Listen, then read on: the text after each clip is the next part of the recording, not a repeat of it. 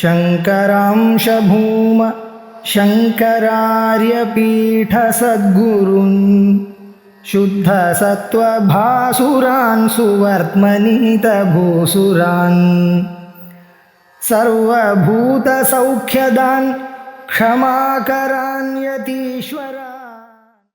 नमस्ते शंकरानंद गुरुपादाम्बुजन्मने अविलास महामोह ग्राह ग्रासैक कर्मणे। பஞ்சதசி வித்யாரண்ய சுவாமிகளால் அருளப்பட்ட பஞ்சதசி கிரந்தத்தினுடைய 8வது அத்தியாயமாக இருக்கக்கூடிய கூட்டஸ்த தீப பிரகரணத்தை பார்த்துட்டு இருக்கோம். கூட்டஸ்த தீப பிரகரணத்துல ஆத்மாவானது கூட்டஸ்தமாக அசையாததாக இருந்து கொண்டே இருக்கக்கூடியது ஒரிஜினல் கான்சியஸ்னஸ், சாட்சியாக இருக்கிறது, ஆதார சைத்தன்யமாக இருக்கிறது.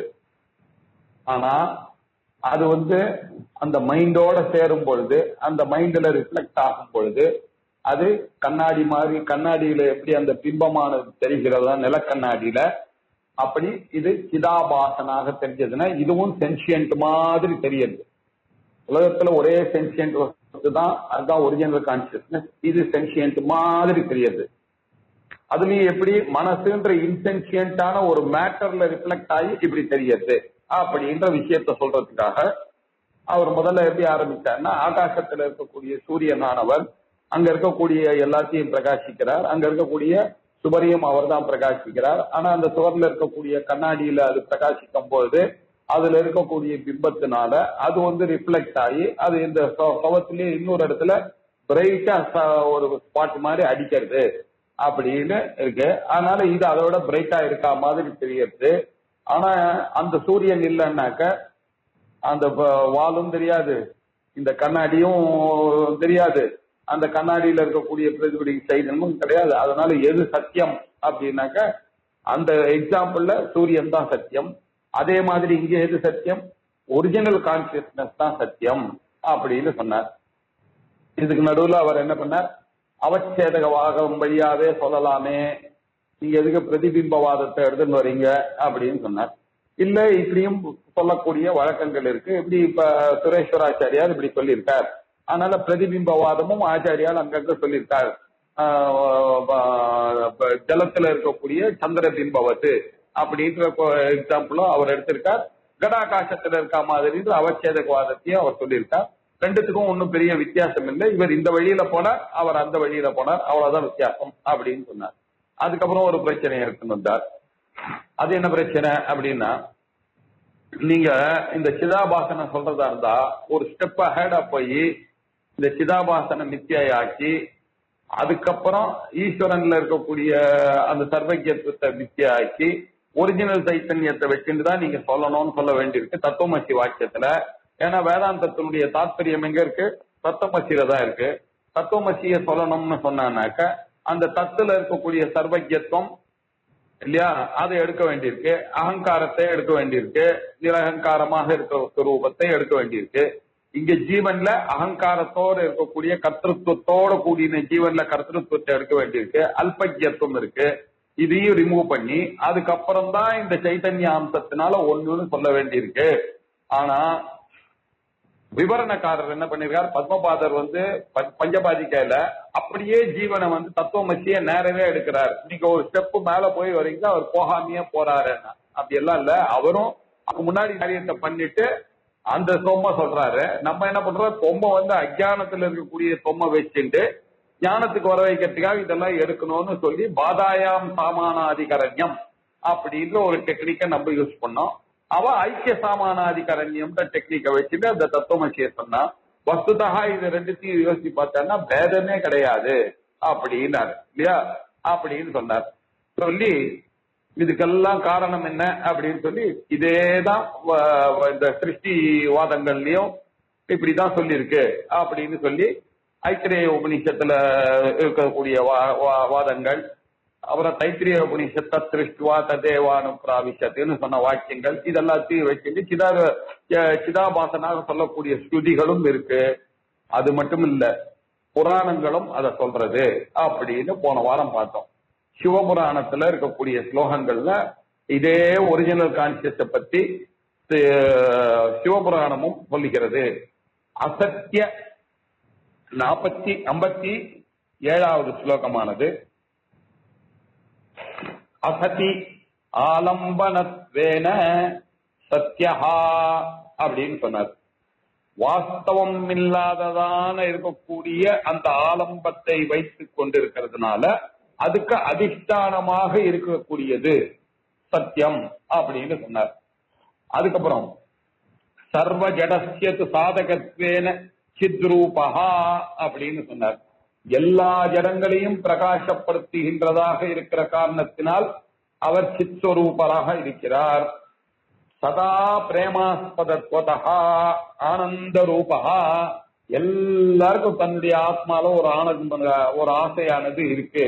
அதனால எப்பொழுதுமே பிரீத்திக்கு விஷயமாக இருக்கிறதுனால ஆனந்த ஸ்வரூபாக இருக்கிறார். இப்படி எல்லா சர்வ ஆப்த சாதகத்வேன எல்லா பதார்த்தங்களையும் எல்லா பொருள்களையும் தோன்ற செய்கின்ற காரணத்தினால ஜெகத்தாக இருக்கக்கூடியதாக இருக்கிறதுனால சர்வ சம்பந்தத்துவம் கூடினவராக இருந்து சம்பூர்ண ஸ்வரூபமாகவும் இருக்கிறார் அப்படின்னு சொல்லியிருக்கு. இதெல்லாம் யார சொல்லியிருக்கு? நம்முடைய சத்தியம், ஞானம், ஆனந்தம், அனந்தம், இதுதான் அவர் சொல்லியிருக்காரு. ஆனா இதையே சிவபுராணத்தில் சொல்லும் போது கூட ஒரு வார்த்தை சிவசம்ஹிதா அப்படின்னு சொன்னார். அசத்திய ஆலம்பனத்வேன சத்யஹா சர்வஜடஸ்யது சாதகத்வேன சித்ரூபஹா சதா பிரேமாஸ்பதத்வதஹ ஆனந்த ரூபஹா சர்வார்த்த சாதகத்வேன ஹேதுனா சர்வசம்பந்தவத்வேன சம்பூர்ணஹா. சத்தியம், ஞானம், ஆனந்தம், அனந்தம், பரிபூர்ணம் அப்படின்ற அர்த்தத்துல அனந்தம்ன்றத பரிபூர்ணம் அப்படின்ற அர்த்தத்துல சொல்லி கூட ஒரு வார்த்தையை சேர்த்தது என்ன? சிவசம்ஹிதா அப்படின்னு சொன்னார். இப்ப என்னாச்சு? சிவஹா அசத்திய ஆலம்பனத்வேன சத்யஹா.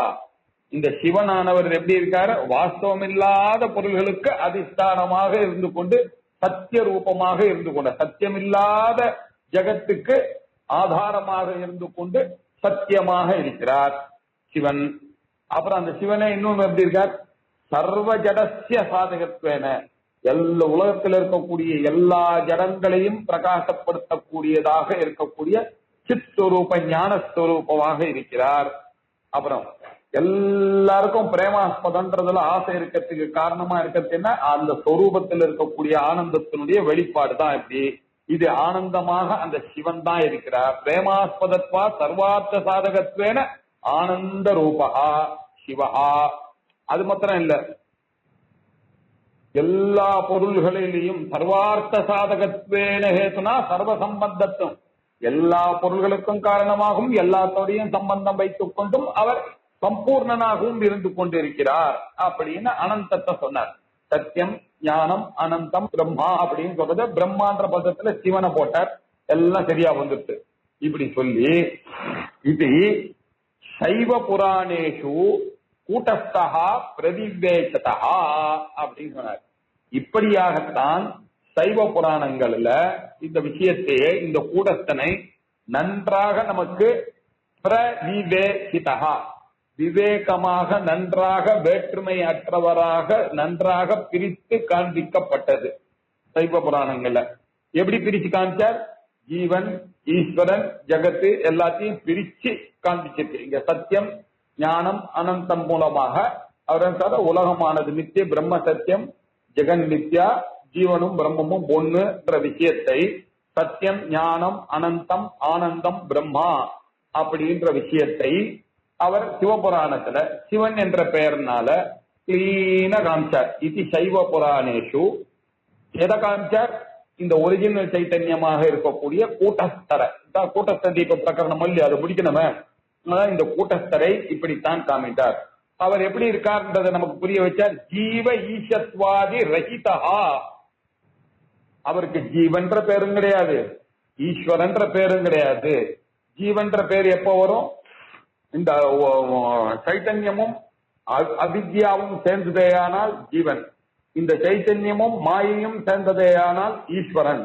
இந்த அவித்யையும் மாயையும் ஒண்ணு. இதை எடுத்துட்டோம்னா எஞ்சி நிக்கிறது என்ன? சைத்தன்யம். அந்த சைத்தன்ய ஸ்வரூபத்துல ரெண்டு பேரும் ஐக்கியம்தான். அந்த சமயத்துல ஜீவனும் இல்லை, ஈஸ்வரனும் இல்லை, கேவல சைத்தன்யம் தான் இருக்கு. ஜீவ ஈசத்வாதி ரஹிதா கேவல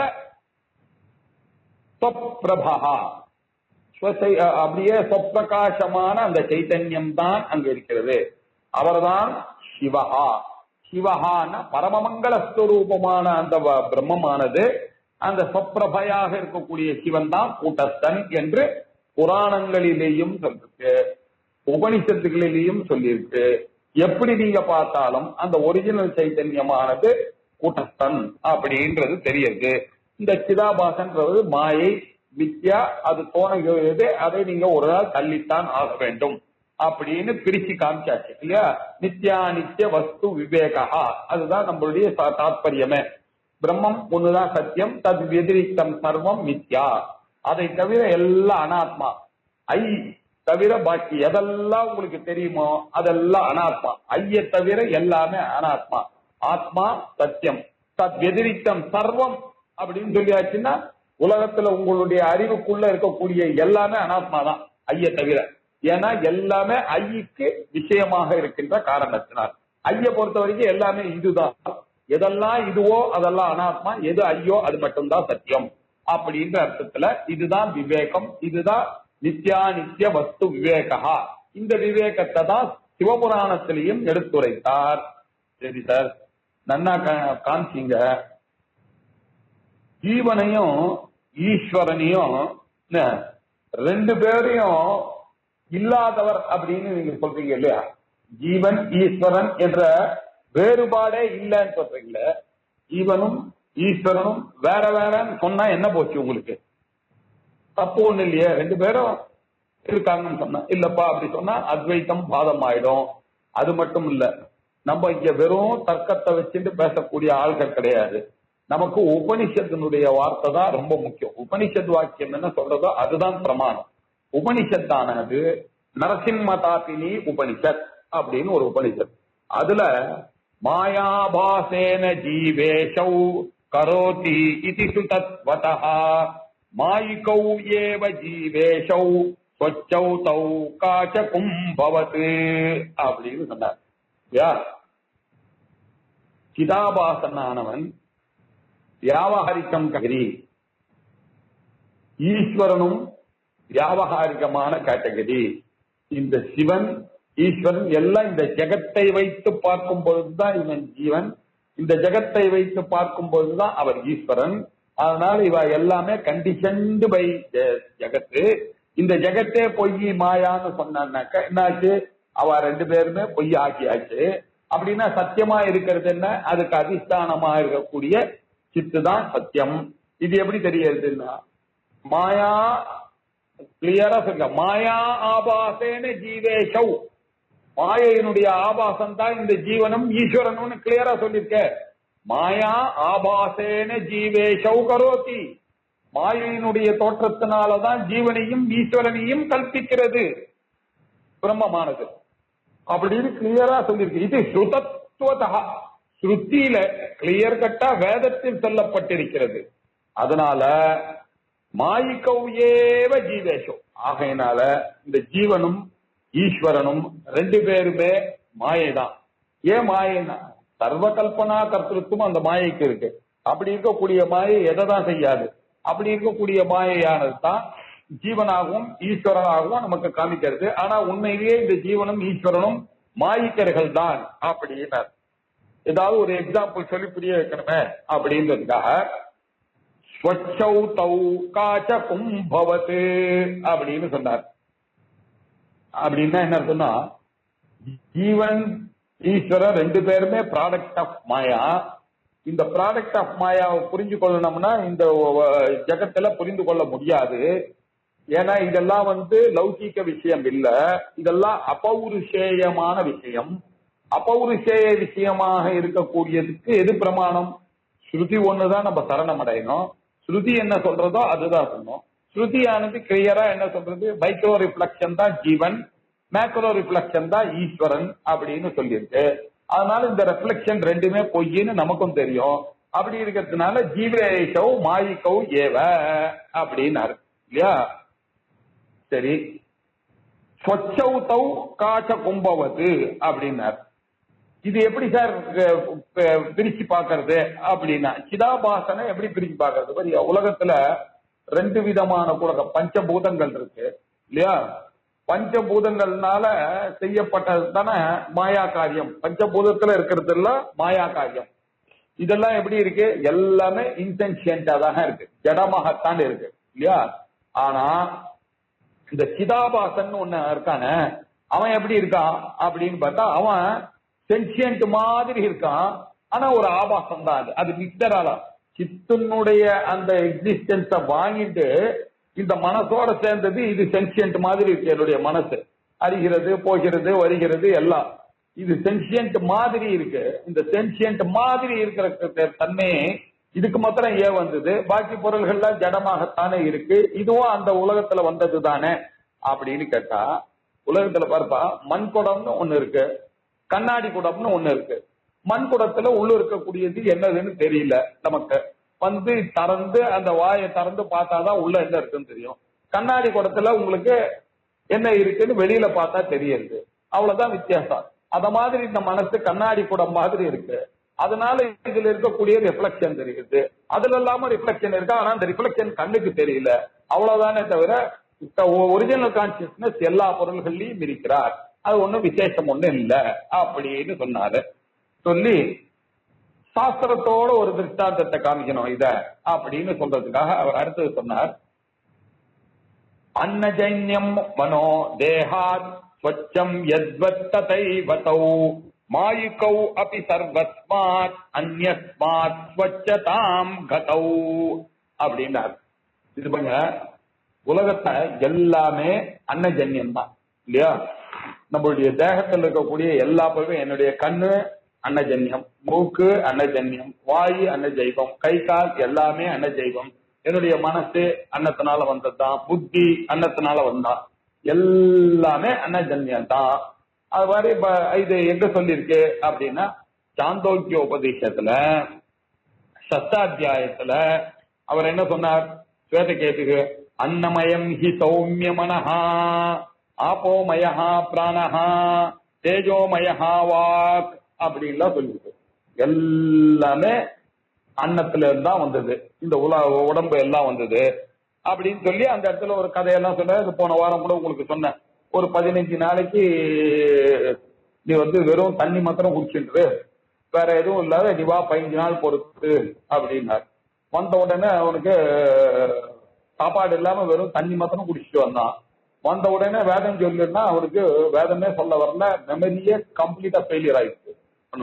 அப்ப அவருக்கு ப்ரூவ் பண்றார். அப்ப அண்ணன் தாம்பா காரணம் உன்னுடைய மைண்டுக்கு அப்படின்னு அவர் ப்ரூவ் பண்ண. தண்ணி எதுக்கு கொடுக்க சொன்ன? தண்ணி இல்லைன்னா பிராணன் போயிடும், பிராணனுக்கு தண்ணி காரணம் இல்லையா. அதனால அன்னமயம் ஹி மனஹா சௌமியா ஆப்போமயா பிராணஹா தேஜோமயா வாக்கு இல்லையா. தேஜ சக்தி இல்லைனாக்க பேச்சு வராது அப்படின்லாம் சொல்லி புரிய வச்சார்.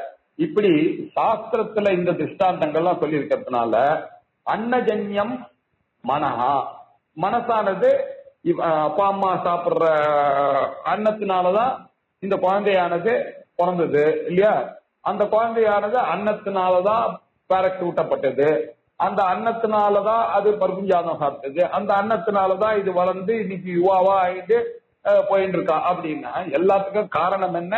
அன்னம் தான் காரணம். இந்த தேகத்துக்கும் அன்னம் தான் காரணம், இந்த மனசுக்கும் அன்னம் தான் காரணம். அப்படி இருக்கும்பொழுது அன்னமயம் மனஹா. ஆனா இது எப்படி இருக்கு? தேகாத் சொச்சம், தேகத்தை விட இது ஃபைனரா இருக்கு மனசு. எப்படி இருக்கு? அப்படிதான் தத்துவத்தை அது எப்படி இருக்கோ அதே மாதிரிதான் ததா ஏவ மாயிக்கோ அப்படி, இந்த மாயையும் அப்படிதான். அதை நீ கேள்வி கேட்க, மாயை என்ன பண்றது? அந்யஸ்மாத் சர்வஸ்மாத் ஸ்வச்சதா கம்பேர்ட் டு ஆல் தி ஜடம் இல்லையா. பஞ்சபூதங்களாக இருந்தாலும் சில விஷயங்கள்ல அது என்ன பண்றது? ரிஃப்ளெக்ட் பண்ற மாதிரி படைக்கப்பட்டிருக்கு. ஸ்வச்சதாம் கதௌ இல்லையா.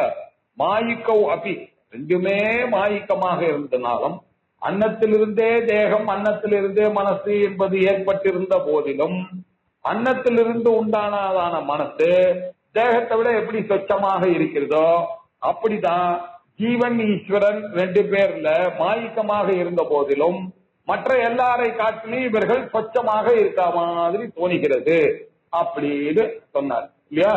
அப்படின்னு சாஸ்திரத்தினுடைய திட்டம். முதல்ல லௌகிக திட்டம் இந்த மட்டு பாட்டுக்கும் கண்ணாடி பாட்டுக்கும் இருக்கிற மாதிரி சொன்னேன். இதுதான் சரி. இதெல்லாம் என்னதான் சொன்னாலும் அப்படின்னு என்னதான் சொன்னாலும் இது புரியலன்னு சொல்ல போறீங்க, அப்படிதானே?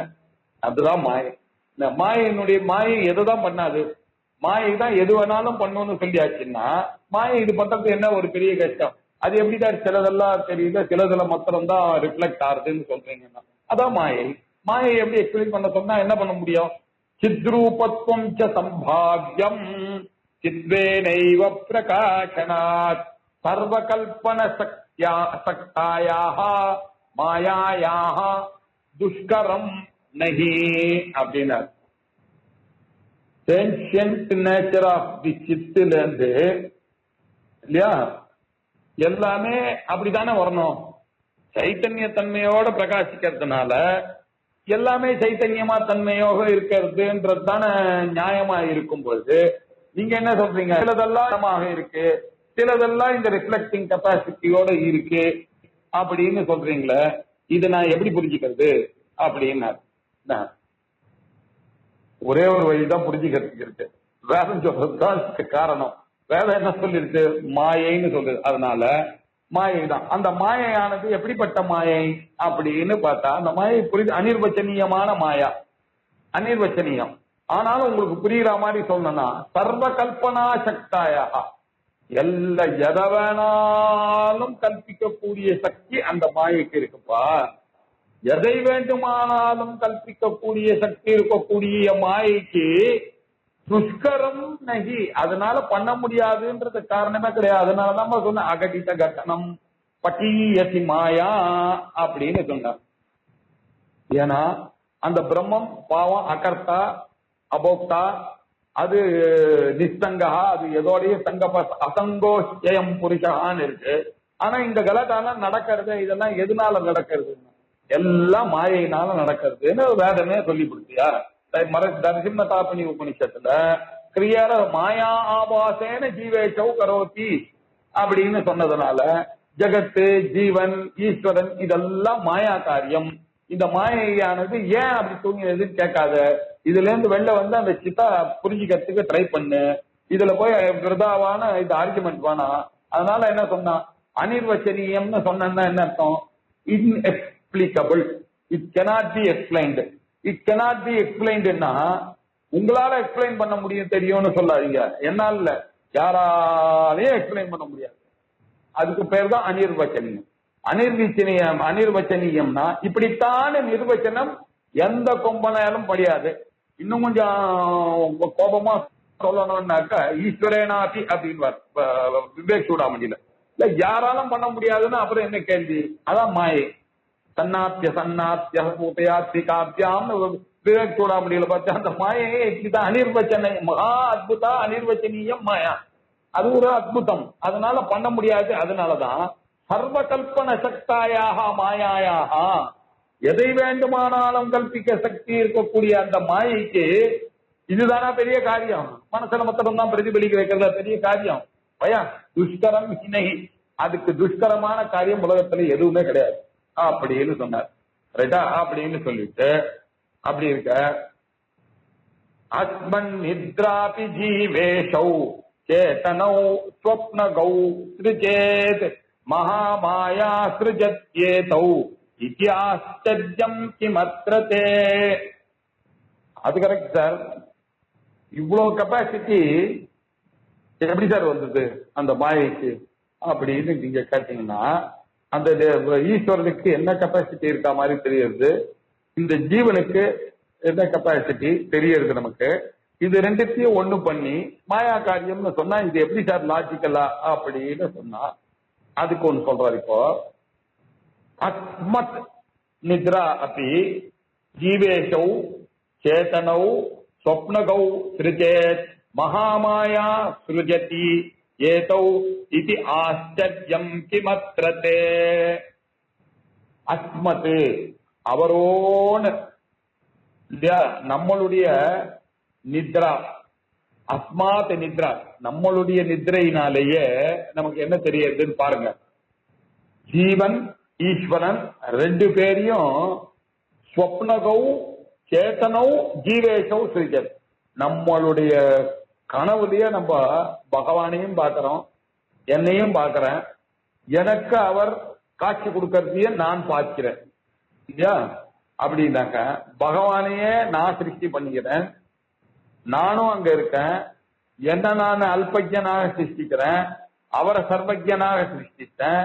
இந்த ரெண்டு நானே சிருஷ்டிச்சு அவர் அப்படி எனக்கு கொடுக்கற மாதிரியும் அந்த இடத்துல ஒரு ஸ்பேஸ் இருக்கு, அந்த இடத்துல ஒரு டைம் இருக்கு, அந்த இடத்துல ஒரு வெளிச்சம் இருக்கு, அவருக்கு ஒரு பாடி இருக்கு, அந்த பாடியில அவருடைய கண்ணால என்ன பார்த்தார், நான் அந்த பகவானை நான் நேர பார்த்தேன், நான் நமஸ்காரம் பண்ணேன், என்னுடைய நமஸ்காரத்தை அவர் ஏத்துக்கிறார். அவர் எப்படி ஏத்துப்பார்? நான் தானே அவருக்கு சைத்தன்யத்தை கொடுத்துருக்கேன். நான் கொடுத்த சைத்தன்யத்தை வச்சுட்டு நான் நமஸ்காரம் பண்றத, நான் கொடுத்த சைத்தன்யத்தை வச்சுட்டு அந்த பகவானவர் எனக்கு அனுகிரகம் பண்ணி நான் காத்தால எழுந்து ஆஹா என்னமா கனவு கண்டேன் அப்படின்னு நான் சொல்றேன்னு. இது எல்லாம் யாரு சிருஷ்டி பண்ணது? இவன். இப்படி இதுல ஆச்சரியம் நானே பண்ண முடியும்னா அந்த ஈஸ்வரனால பண்ண முடியாதா, அந்த மகாமாயினால பண்ண முடியாதா? என்ன ஒரு கேள்வி நீ கேக்குறப்பா. அஸ்மாத் நித்ராதி ஜீவேஷௌ சேதனௌ ஸ்வப்னகௌ சிருஜேத். அஸ்மன் நித்ராதி நம்மளுடைய நித்ரையிலேயே ஸ்வப்னகௌ சொப்னத்தில் உள்ள ஜீவ ஈஷௌ சேதனம் ஜீவனையும் பகவானையும் சேத்தனர்களாக நானே சிருஜேத் நானே சிருஷ்டிக்கிறேனே, சிருஷ்டிக்கப்படுகிறது, என்னாலேயே சிருஷ்டிக்கப்படுகிறது. அப்படி இருக்கும் பொழுது மகாமாயா சிருஜத்தின்னு சொன்ன இதுல மகாமாயை தான் எது வேணாலும் பண்ணும். சர்வகல்பன சக்தாயாக மாயாயாக எதுதான் முடியாது?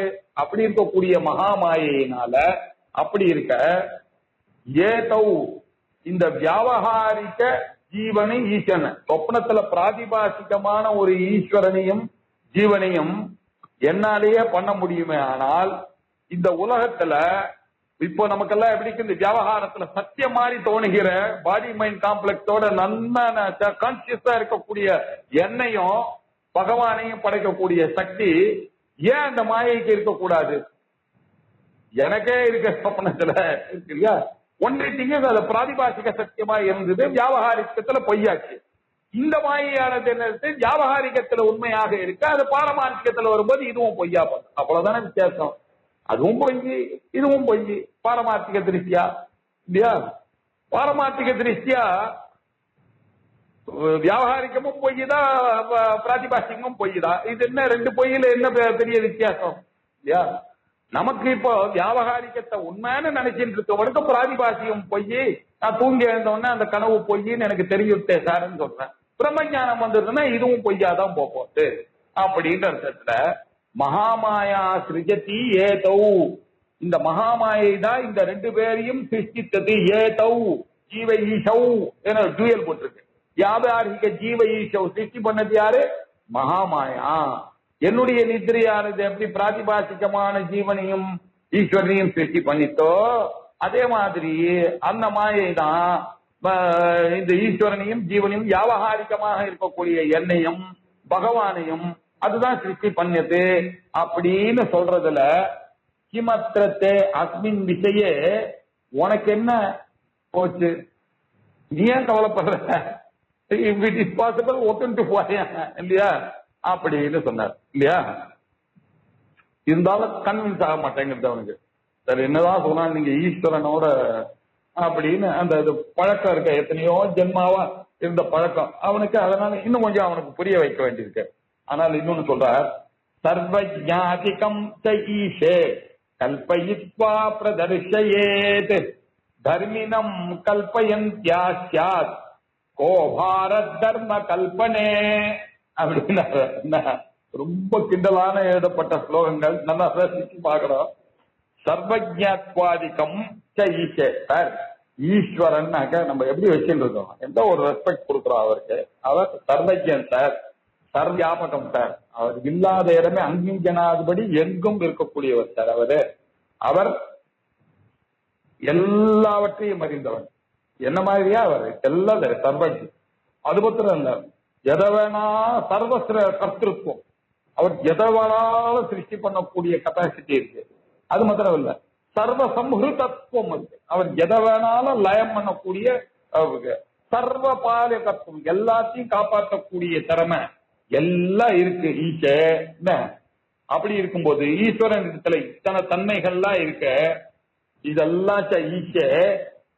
அங்க என்ன சப்ஸ்டன்ஸ் என்ன அப்படின்னு பார்த்தா அந்த ஈஸ்வரன், அந்த ஈஸ்வரனே கல்பனை. அந்த ஈஸ்வரனுக்கு சர்வஜத்துவம், சர்வ வியாபகத்துவம், சர்வசம்ஹர்த்திருவம், சர்வ கர்த்திருவம், எல்லாம் ஆம்னி பொட்டன்ஸ், ஆம்னி பிரசன்ஸ், ஆம்னிசியன்சி, இதெல்லாம் அவரே கல்பித்தம்னு சொல்லியாச்சுன்னா, இதெல்லாம் கல்பித்தம்னு சொல்றதுக்கு எத்தனை நேரம் ஆகும் கொஞ்சம் யோசிச்சு பாருங்க. சர்வஜத்வாதிகம் ஈசே கல்பயித்வா பிரதர்ஷயே. ஈஸ்வரனிடத்துல சர்வஜத்வை முதலான எல்லாம் கல்பித்து காட்டும் இந்த மாயையானது. அது எப்படி புரிஞ்சுக்கிறதுனா, தர்மினம் கல்பித்யாக சாத் கோபாரஹா தர்ம கல்பியனே அப்படின்னாரு. தர்மியை கல்பிக்கிற மாயைக்கு அந்த ஈஸ்வரன் ஜீவன் எனக்கூடிய ரெண்டு தர்மியுமே மாயினால கல்பிதம் சொன்ன பிறகு அதனுடைய தர்மங்களை கல்பிக்கிறதுல என்ன சிரமம்? சப்ஸ்டன்ஸே இங்க இட்செல்ஃப் இஸ் கல்பனா. Why not it's attribute? இவரே கல்பனாக்க, இவர் ரொம்ப நல்லவர், ரொம்ப அழகா இருப்பார், இவர் என்ன ஓடுவாரு தெரியுமா, நீ என்ன வேணாலும் கல்வி. இவரே பொய்யான ஒரு ஆளை நீங்க எப்ப கல்பிச்சிருக்கியோ, என்ன சினிமால ஒரு ஹீரோவை நீங்க பொய்யான ஹீரோவை கல்பிச்சாச்சுன்னா அவன் 100 பேர் அடிச்சாலும் சரி, 150 பேர் அடிச்சாலும் சரி, 250 பேர் அடிச்சாலும் என்ன, இவரே கல்பனை. இவர் அடிக்கிறது அது என்ன கல்பனை? அப்படிதானே நம்ம பாக்குறோம். 150 பேரை எப்படி சார் ஒரே ஆள் அடிக்க முடியுமா பாக்குறீங்க? இவரே கல்பித்தம், அவர் கல்பித்தம் போகட்டும், அப்சன்ஸே கல்பித்தம். இதுல ஆட்ரிபியூட் கல்பித்தமான ஒரு கேள்வி வேற கேட்கணுமா? அதனால தர்மினம் கல்பயந்தியாக கோபாரஹா தர்ம கல்பனை. ஏம்பா இந்த தர்மியே கல்பிக்கிற மாயைக்கு அதனுடைய தர்மிகங்களை கற்பிக்கிறதுல என்ன பெரிய சிரமமானது? கோபாரஹா என்ன அது கஷ்டம்? அப்படி என்ன கஷ்டம் அப்படின்னு சொல்லிட்டாரு இல்லையா? தூணே இல்லையா, அங்க மனுஷனே இல்லாத தூணை போய் திருடன்னு நினைச்சான். அந்த திருடனானவன் பயமுத்திரா போல தோன்ற செய்யறது பெரிய காரியமா? அவனே கல்பான். அவன் அப்படிதானே பண்ண. இல்லாத பாம்பு அது இவனை பயமுறுத்துறது. இதெல்லாம் இப்படிதான் நடக்குது. அதே மாதிரிதான் ஈஸ்வரனை கல்பிக்கும் போது அவர்கிட்ட இருக்கக்கூடிய சர்வஜத்துவம், சர்வ சக்தித்துவம், சர்வ கர்த்திருவம், சர்வ சம்ஹர்த்திருவம், இதெல்லா குணங்களை மாயை சிருஷ்டி செய்து விடுகிறதுன்னு சொல்றதுல என்ன அனுபவப்பத்தி இருக்கு? கிளியராவே புரிந்து கொள்ளாமே அப்படின்னு சொன்னார். இது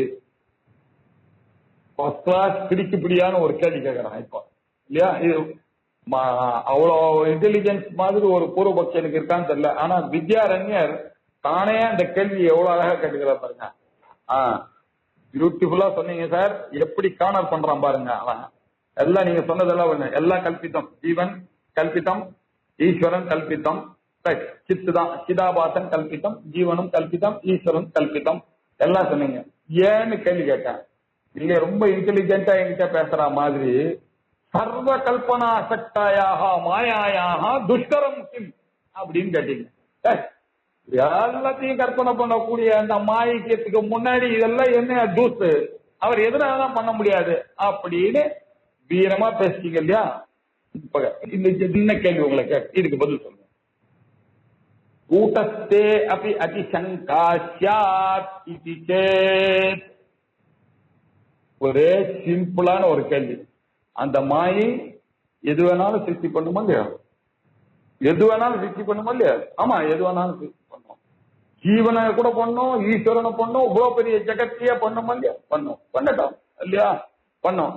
அப்படின்னா நீங்க சொல்ற அந்த சித்தையும் கூட்டஸ்தனையும் மாயதான் அப்படின்னு ஒத்துட்டு போங்கல. அது மாத்திரம் சத்தியம். அது என்ன அது மாத்திரம் சத்தியம்? சித்து மாத்திரம் சத்தியம், சிதாபாசம் பொய், ஈஸ்வரம் பொய், ஜீவன் பொய் அப்படின்றீங்களா? இது என்ன நியாயம் அப்படின்னு ஒரு கேள்வி கேட்கலாம். நிறைய நல்ல கேள்வி இது. ஆனா இதுக்கு நம்ம எப்படி பதில் சொல்ல முடியும்னா, நம்ம கையில இருக்கக்கூடிய அவனை அடிக்கிறதுக்கு இருக்கக்கூடிய ஒரே ஆயுதம் என்ன? ஸ்ருதி பிரமாணம். இப்ப அதை தவிர வேற இந்த கிடுக்கு பிடிக்க நம்ம கையில பதிலே கிடையாது. அதனால ரொம்ப அழகா அவர் கேட்கிறாரு பாருங்க, சூப்பரா ஒரு கொஸ்டின் கேட்டா. வித் ரெஃபரன்ஸ் டு கூட்டஸ்தன் also same applies. Is also மாயா சொல்லிட்டு போங்களா. ஒரிஜினல் சைத்தன்யமே இல்லைன்னு சொன்னா நிம்மதியா சூன்யமா இருந்துட்டு போய் பௌத்தம் மாதிரி நானும் ஒத்துட்டு போயிட்டே இருப்பேன்ல உங்ககிட்டன்னா, ஐயோ அதோட கூட முடியாது, பௌத்தனோட நம்ம சேர முடியாது. அங்க அந்த பௌத்தம் கேட்கிற கேள்வி தானே இது. அதுக்குதான் இப்ப சொல்ற கூட்டஸ்தே அபி அதிசங்கா ஸ்யாத். Yeah. Why can't we say Chidabhasa is created, Chidabhasa is Mithya, Chit is also Mithya? சொல்லிட்டு போங்களேன். அப்படி சொல்லுவேனால் கூட்டஸ்தனும் மாயினால கல்பிக்கப்பட்டது தானே என்ற சந்தேகம், ஒரு எக்ஸ்ட்ரா டவுட், அதிசங்கம் இல்லையா? அது என்ன அதிசங்கான்னு? சங்கான்னா என்ன அர்த்தம்? சிதாபாசன் கூடஸ்தன் ரெண்டு பேரையுமே மாயின்னு சொல்லிட்டு போயிடுங்களா அப்படின்றது இல்ல.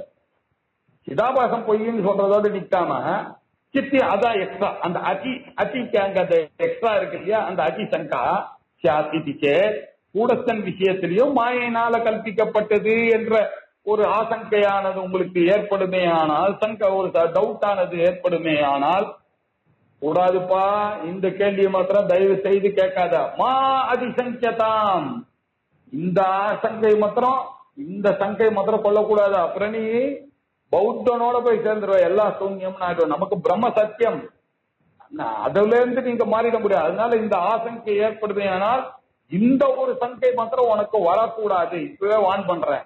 ஏன்? கூட்டஸ்த மாயிகத்வேது, இந்த கூட்டஸ்தன் மாயிகைன்னு சொல்றதுக்கு பிரமாணம் நகி வித்யத்தை, ஒரு பிரமாணம் கூட கிடையாது. சும்மா உன் புத்தியில என்ன அடக்கணுமே நீ மடக்கணுமேன்றதுக்காக கேட்ட கேள்வி. You to not have any proof to ask that question. சும்மா உன்னுடைய இன்டெலிஜென்ஸை வச்சுன்னு கேட்கிற கேள்விக்கெல்லாம் நான் பதில் சொல்ல முடியாது. நான் சொல்ற சித்து சத்தியம்ன்றதுக்கு மாயா ஆபாசேன ஜீவேஷௌ கரோத்தின்னு அங்கங்க போடுற தத் திருஷ்டுவா ததேவா அனுப்பிரவித்தாது. சத்தியம் ஞானம் அனந்தம் பிரம்மா, எல்லாம் விஜயானம் ஆனந்தம் பிரம்மா, அசங்கோச்சயம் ஆத்மா, எங்கெல்லாம் பேசுறேனோ அங்கெல்லாம் சுதி பிரமாணத்தை வச்சு பேசுற. நீ கூடத்தனும் மாயைன்னு சொல்றதுக்கு ஒரு சுதி பிரமாணம் காமி பார்க்கலாம். ஏன் சுதி பிரமாணம்? ஏதாவது ஒரு பிரமாணம் காமி. அதனால அந்த கேள்வி கேட்காத அப்படின்னு ஒரு மிரட்டு மாதிரி. மா அதிசங்கதான், இந்த மாதிரி இல்ல சங்கையெல்லாம் கொள்ளக்கூடாது நீ. ஏன்னா கூட்டஸ்தன மாயிக்கன்னு சொல்றதுக்கு பிரமாணம் நகி வித்யதே. கூடஸ்த மாயினால் பட்டுக்கு ஏதாவது ஒரு பிரமாணம் இருக்காப்பா? யுக்தி இருக்கா?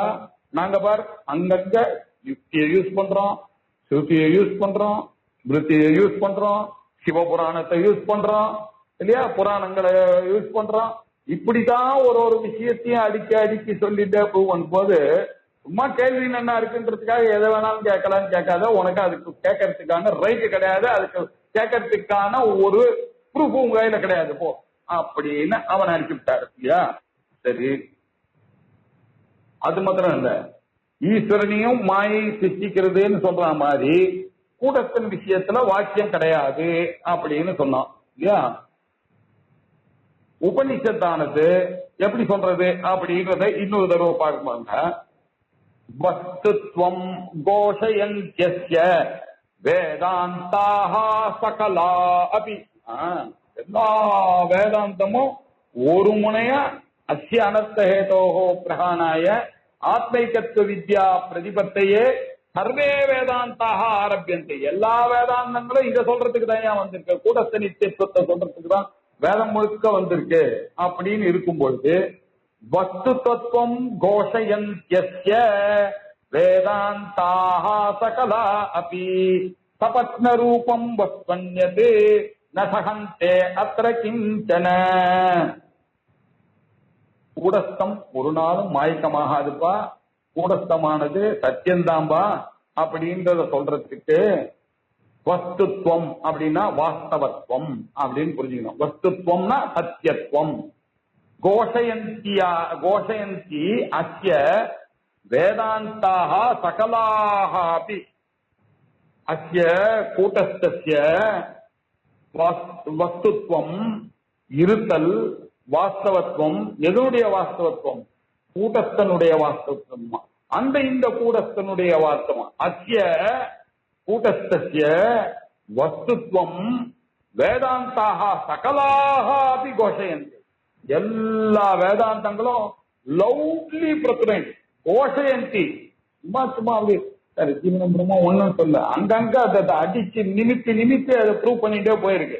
உபக்கிரம உபசம்ஹார நியாயத்தை வச்சுட்டு சிரவணத்தினாலையும் மனநத்தினாலையும் நிதித்தியாசனத்தினாலையும் எல்லா பிரமாணத்தை விட வசத்தியான பிரமாணம் ஸ்ருதி பிரமாணம்னு சொல்லி அங்கங்க இப்படி லவுட்லி ப்ரொக்ளைம்டு சொல்றாங்க. லவுட்லி ப்ரொக்ளைம்டு கோஷயந்தி.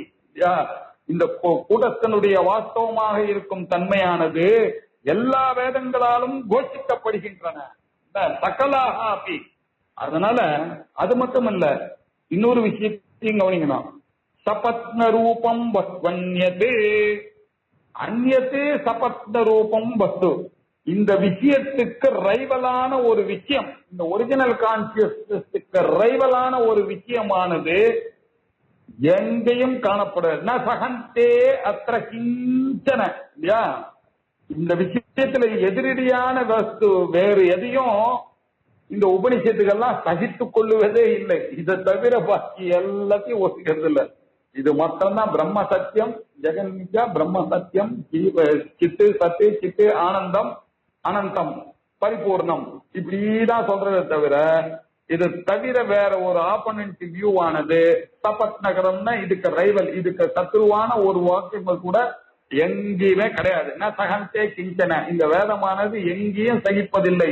இந்த உபனிஷத்துல எங்கும் காணப்படவில்லை, இருக்கிறதுக்கு சான்ஸ் இல்லைன்றத அப்படி சொல்றோம். என்ன சகிப்பதில்லை. ஸ்ருத்யர்த்தம் விசதி குர்மஹா ந தர்க்காத் வஸ்மி கிஞ்சன தேன தார்க்கிக சங்கானாம் அத்ர கோவசரோ வத. நாங்க வேதாந்திகள் பேசக்கூடிய எல்லா விஷயமும் இன்டெலிஜென்ஸையும் தர்க்கத்தையும் நைசா தர்க்கேன மதிராபனேயா அப்படின்னு சொல்லியிருக்கு. தர்க்கத்தினால எதையுமே நாங்க சாதிக்க முடியாது.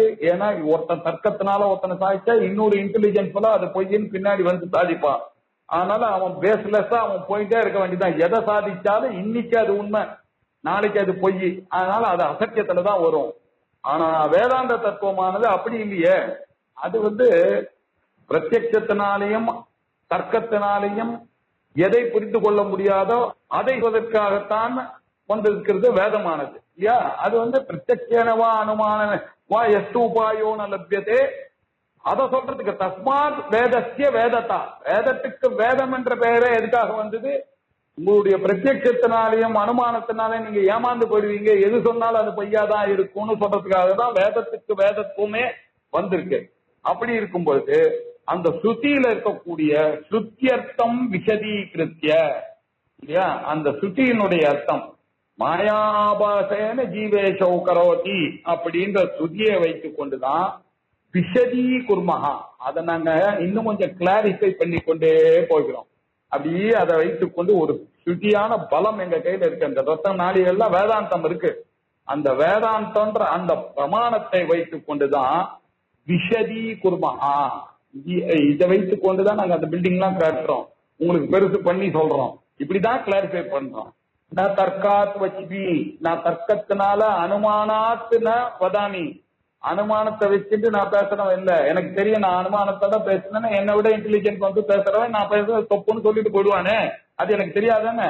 நான் தர்க்காத் வச்சி கிஞ்சன, நான் எதையும் தர்க்கத்தில வைத்துக் கொண்டு சொல்லுது. எவ்வளவு அழகா சொல்றாரு பாருங்க. அந்த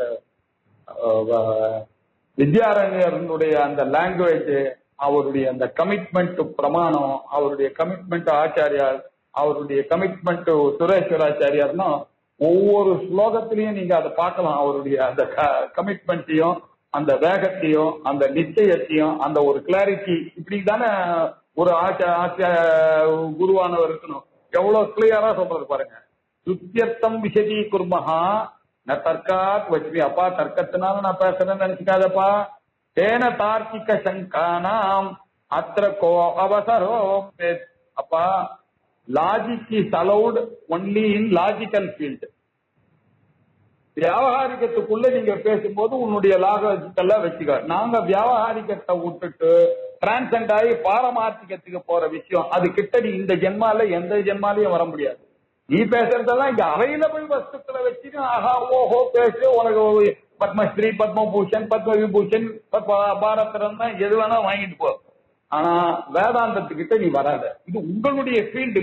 அது நான் உங்க ஃபீல்ட வச்சுட்டு இது பேசல எங்கிட்ட. அதனால இன்டெலிஜென்டா கேள்வி கேட்கறேன்னு எங்கிட்ட கேட்காத. இது இன்டெலிஜென்ஸ்னால சொல்லக்கூடிய விஷயம் இல்ல. நைசா தர்க்கேன மதிராபனையா ஏன தார்க்கிக சங்கானாமற்ற கோ அவசரஹாவத. இங்க தார்க்கிகருடைய சந்தேகங்களுக்கு அவகாசமே கிடையாது. இது டிரான்சென்டென்டல் விஷயம் சார். இது வேதாந்தத்தினுடைய விசாரத்துல நம்ம இருக்கும் பொழுது இந்த வியாபாரிகத்தில் இருக்கக்கூடிய இது பெருசா அது பெருசா அது சின்னதா இது பெருசான்றது எங்களுக்கு எல்லாமே அனாத்மால மொத்தமா தள்ளி விட்டுருக்க. இதுல நீங்க அது பெருசு இது பெருசுன்னு சொன்னா என்ன அர்த்தம்? இதுவே வழக்குல என்ன கிழக்கு மேற்கு அப்படின்னு நம்ம சொல்றோம். இதுவே பொய்க்கு. அந்த பொய்யில நாங்க ஜீவனி ஈஸ்வரன் பொய்ன்னு சொல்லிட்டு இருக்கோம். அதுல அவருக்கு சர்வஜத்துவம் வசதியா இருக்கா, சமருத்தத்துவம் வசதியா இருக்கா, அதெல்லாம் நீங்க பேசிக்கிங்க, எல்லாம் கை தட்டிக்கீங்க. இங்க அதுக்கெல்லாம் வேலை இல்லை அப்படின்னு சொல்லிட்டாங்க. அதனால இப்போ ஒரு பஞ்ச் டேலாக் சொல்லி தான் கிளாஸ முடிக்கணும் இல்லையா? அதான வழக்கம். அந்த காலத்திலேயே வித்யாரண்யருக்கு அந்த நாக்கெல்லாம் தெரியும். தஸ்மாத் குதர்க்கம் சந்தியஜ்ய முமுக்ஷுஹு ஸ்ருதிமாஸ்ரயேத். தஸ்மாத் ஆகையினால குதர்க்கம் சந்தியஜ, இந்த தர்க்க புத்தியே வேண்டாம். குதர்க்கம் சந்தியஜ அதை முதல்ல விட்டு சொல்ல. இந்த இன்டெலிஜென்ட் கேள்வி கேட்காத. வினயத்தோட ஸ்ருதியில என்ன சொல்லியிருக்குன்னு தெரிஞ்சுக்கணும்ன்ற கேட்கறது தான் இங்க கேள்வி. குதர்க்கம் தேவையில்லை. குதர்க்கம் தியஜ்ய தியாகம் பண்ணு, சந்தியஜ்ய நன்னா தியாகம் பண்ணு. பிரத்யட்சணத்தினாலையும் அனுமானத்தினாலையும் உன்னால முடியாத காரியத்தை ட்ரை பண்ணி திருப்பி முட்டி அடி வாங்கி ரத்தம் வர வச்சுக்காத. போ விட்டுடு. என்ன குதர்க்கம் சந்தியஜ்ய அதை தள்ளிட்டு முமுக்ஷு மோட்சத்துல ஆசைப்பட்டு கொண்டு ஸ்ருதிம் ஆசிரிய வேதாந்தத்துல குருவனுடைய காலில் உட்கார்ந்து அவர் சொல்றத நன்னா கத்துக்கோ. என்ன ஸ்ருதிம் ஆசிரியர் எல்லாம் ஸ்ருதி தான் பிரமாணம், வேதாந்தம் தான் பிரமாணம்ன்றத. தஸ்மாத் ஆகையினால குதர்க்கம் சந்தியஜ இந்த குதர்க்கத்தை எல்லாம் விட்டு முமுக்ஷு மோட்சத்துல விருப்பம் உள்ளவனாக இருந்து கொண்டு ஸ்ருதிம் ஆசிரிய ஸ்ருதியை நாடு, அதை ஆசிரியத்துக் கொண்டு அது ஒண்ணுதான் உன்னை காப்பாற்றும். மிச்ச எதை நம்பினாலும் இந்த ஜென்மா உனக்கு போச்சு, திருப்பி இன்னொரு அம்மா வயிற்றுக்குள்ள போறதுன்றது நிச்சயம், தப்பிக்கவே முடியாது. ஒரே ஒரு வழிதான் இருக்கு. பந்தாதிச்சது. அதனால என்ன பண்ணோம்? ஸ்ருதி சொல்றது கேளு, வேதாந்தம் என்ன சொல்றதோ கேளு, உபனிஷத்து என்ன சொல்றதோ கேளு. ஸ்ருதௌத்து மாயா ஜீவேஷௌ கரோதி இது பிரதர்சிதம். அது ஸ்ருதி என்ன சொல்லிருக்கு? நரசிம்ம தாத்மி உபனிஷத்து என்ன சொல்லிட்டு? மாயா ஜீவாபாசேன ஜீவேஷௌ கரோதி அப்படின்னு சொன்னார் இல்லையா? எவ்வளவு அழகா அந்த அதுதான் பிடிச்சிட்டு அந்த 60வது ஸ்லோகத்துல சொன்னார் பாருங்க. மாயாபாசேன ஜீவேஷௌ கரோதி இது ஸ்ருதத்வதா அப்படின்னு சொன்னார் இல்லையா? அதுல இருந்து அதை வச்சுட்டுதான் இப்படி 68 ஸ்லோகமும் போய் அதுல போட்டு அழகா கன்க்ளூட் பண்றாரு. ஸ்ருதௌத்து ஸ்ருதியிலோ என்றால் இது எப்படி இருக்கு? மாயா ஜீவேஷௌ கரோதி, மாயை தான் இந்த ஜீவனையும் ஈஸ்வரனையும் செய்கிறது, கல்பிக்கிறது என்று அங்க வேதத்தை காண்பிச்சாச்சுன்னாக்க பிரதர்சிதம். உங்களுக்கு தரிசிதம் பிரகர்ஷேன தரிசிதம் இப்படி எல்லாம் சொல்லி உனக்கு கிளியரா அதை புரிய வச்சாச்சு. ஆகையினால நீ என்ன பண்ணனா, இந்த தர்க்கத்தை எல்லாம் விட்டுவிட்டு மோட்சத்துல ஆசை இருந்து கொண்டு அந்த வேதாந்தம் என்ன சொல்றதுன்றது தான் ஆசிரியக்கணும். அந்த வேதாந்தம் என்ன சொல்றதோ அதை நிச்சயமா கேட்டுக்கணும். அதுல சங்கமே ஒரு சங்கையே வச்சுக்காத. இதுதான் வைக்கும். ஜீவனோ ஈஸ்வரனோ ரெண்டுமே மாயை தான் பண்ணிக்கிறது. ஆனா அதுக்கு பின்னாடி இருக்கக்கூடியது சித்தானது சத்தாக இருக்கு. அது திரிகால அபாத்தியமாக இருக்கு. அது எல்லா ஜடத்தையும் பிரகாசப்படுத்தக்கூடியதாக ஞானமாக இருக்கக்கூடியது.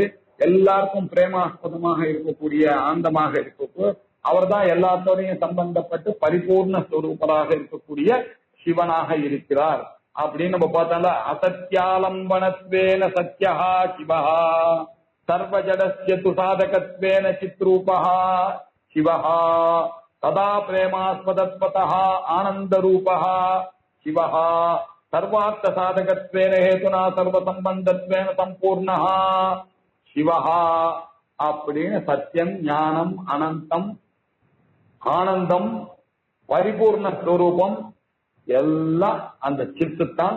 சாட்சி சைத்தன்யம் தான், ஆதார சைத்தன்யம் தான். இது சிதாபாசனானவன் பொய் அப்படின்றதுதான். கூட்டஸ்தன் ஒண்ணுதான் சாட்சி, அவர்தான் ஆதார சைத்தன்யம், அவர்தான் சத்தியம், ஞானம், அனந்தம் பிரம்மா. அதனால கூட்டஸ்தன் தான் நித்தியம், கூட்டஸ்தன் தான் சத்தியம் அப்படின்னு பிரதர்ஷிதம் அப்படின்னு 68 ஸ்லோகம் வரைக்கும் பார்த்தோம். இதனுடைய மேல இப்ப அப்படி இனிமேல் பட்டு இது எல்லாத்தையும் அந்தந்த பிரமாணத்தை காமிச்சு முடிக்கிறதுக்கு ஆரம்பிச்சார். இந்த ஆர்குமெண்ட் எல்லாம் போயிடுச்சு. அடுத்ததுல என்னெல்லாம் சொன்னோன்றத அப்படி ஒரு தடவை கௌடபாதர் இப்படி சொல்லியிருக்கார். மனசுக்கும் வாக்குக்கும் எட்டாத ஸ்வரூபம்னு வேதமானது இங்க சொல்லியிருக்கு. ஸ்துதியினுடைய தாற்பயத்தை அறிந்து கொள்ளாதவன் தான் இந்த மாதிரி எல்லாம் கேள்வி எல்லாம் கேட்பான்.